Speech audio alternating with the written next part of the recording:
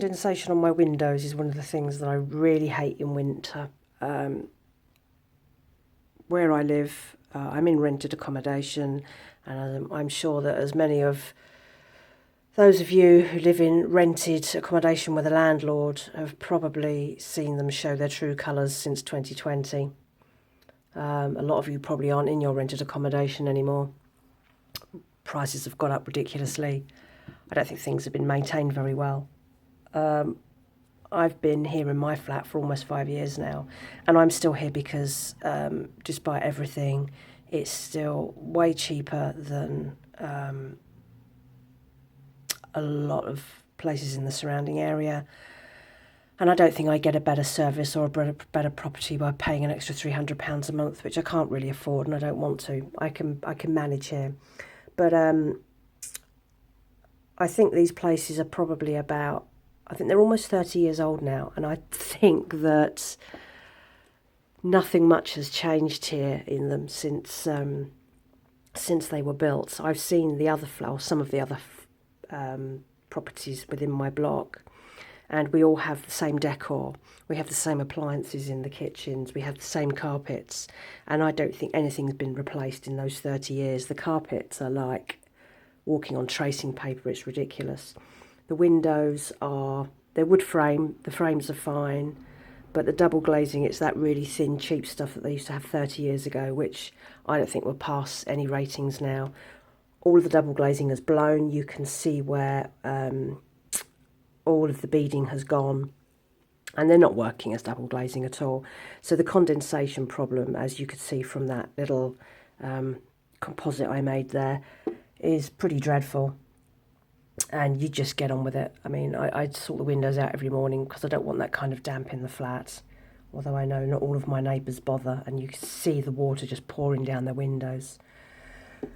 Other challenges of being here in rented accommodation is the kitchen, and I'll take you through and just...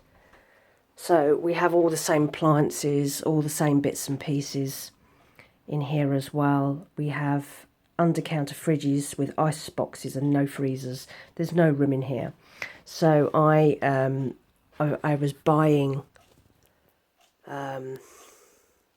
countertop freezers because, you know, when you live frugally and when you're cooking and batch cooking and things, you need it. So this is the under-counter fridge that we have, which, well, the ice box is actually, the ice box is broken, and it's been like that for over a year, and they won't fix it. And I know that my neighbours have the same problem. They haven't found a workaround. They just put up with an ice box that constantly defrosts and refreezes. I've managed to bodge mine up, and I had one of my countertop freezers already when I moved in, and I've got another one since the one in my fridge went wrong. So this is what I now use. I have a tower.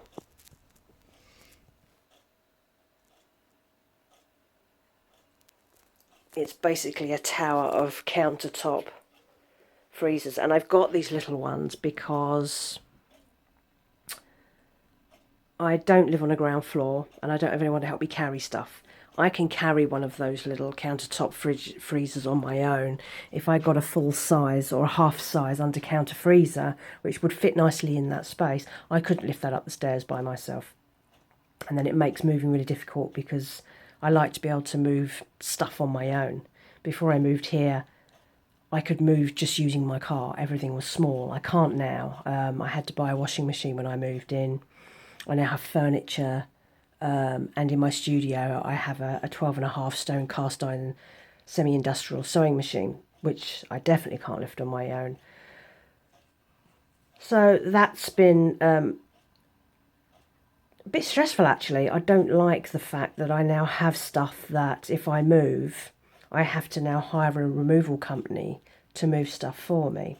Or if I move somewhere where I don't need this stuff, I'm going to have to get rid of it, which in itself isn't difficult, but it's a hassle, and I never had to deal with that before. But, you know, I've been here nearly 5 years now, and it is what it is. I don't think there's any risk of losing this place, but in the back of my mind, I have thought that maybe he might sell up or something. There's something in my gut which tells me that the landlord might sell up at some point and basically get rid of us all. I don't know. Anyway, you can't deal with things that haven't happened yet. It's the way it is. So, yeah, frustrations of rental, and I mean, no one would ever give me a mortgage. I'm self-employed. I don't have a regular employment. And as I've said before about, I have to pay my rent in 2 6-monthly instalments because I don't pass the financial checks. Apparently I can't afford to pay rent, so I can't be trusted to pay a monthly rent, but I can pay it in 2 6-monthly chunks. It's just ridiculous. And even though I've been here almost 5 years, I still have to pay that in 2 6-monthly chunks. The end of the year, everything balances out, but it's a bit of a pain because I could have had that money sitting in my savings account rather than my landlord's. But anyway, that's how I managed to get somewhere to live. So it's little challenges. We don't see them as challenges. We see them as things which need solutions, and we find solutions for them. So that's the joy of renting and being here in winter. But we get through. I know what it's like. It's not a surprise every year when things need to be negotiated.